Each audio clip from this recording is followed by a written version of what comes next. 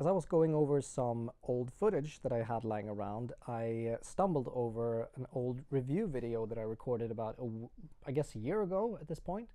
And it was for the very first drum kit that I purchased. And at first I was thinking of not uploading this video simply because the footage itself doesn't look great. I had no idea what I was doing with the camera back in those days. But as I watched the video, I thought that this could actually be helpful to someone, since I am making a recommendation and lifting all the good things that I would like to say about this kit and some of the criticisms as well in a pretty short time frame. So after contemplating this for a bit, I've decided to upload it anyway, in the hope that if there is someone out there who's thinking of taking up drumming in 2026, they will be helped in their purchasing decisions.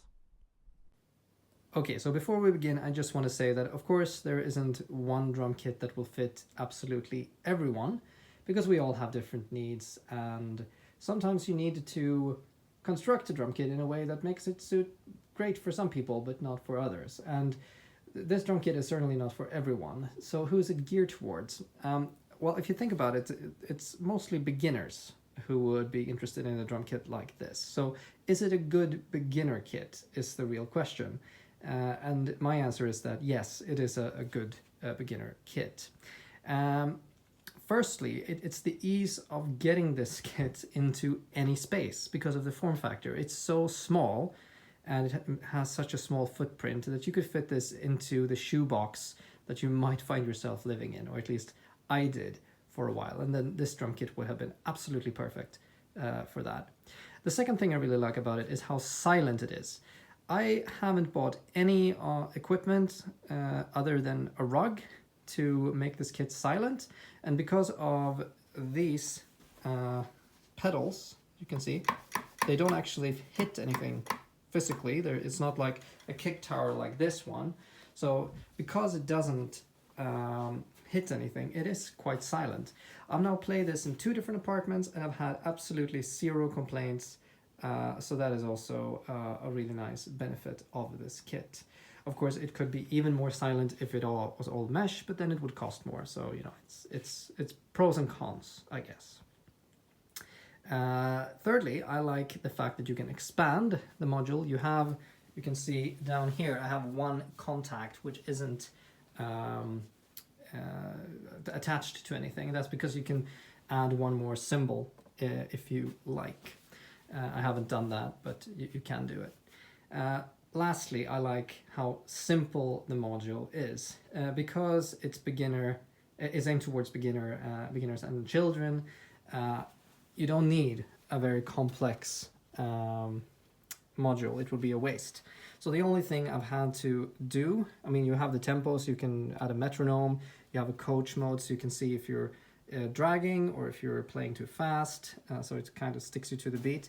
Other than that, the only thing you need to pick at, this is the metronome button. If you hold the metronome button and one of these minus or plus buttons, what it does is it gives you the different volumes of the individual drums.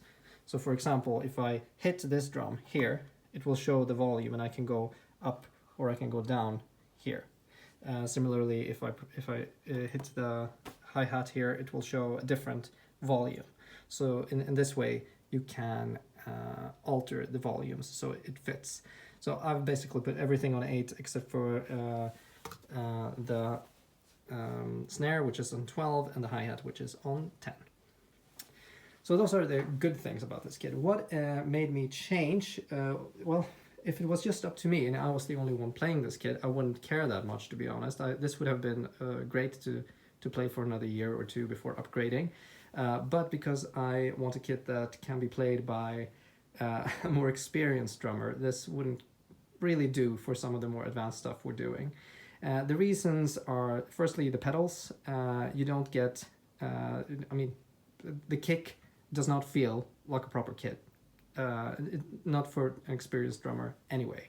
And the only thing that has really infuriated me about this kit is the fact that you have one cymbal over here, which is both a ride cymbal with, you know, the bell and the bow, and also it works as a crash cymbal. It's really, really hard to hit this drum consistently to give this the right sound. Of course, if you're just practicing, it doesn't really matter, but once you get into recording, things like these do matter, and that's why I've decided to change the drum kit. So I'm hoping that this was of some help. Obviously, I started with a Roland kit. I'm sticking with a Roland kit, and I'll have more to say about that in a while. Thank you for listening.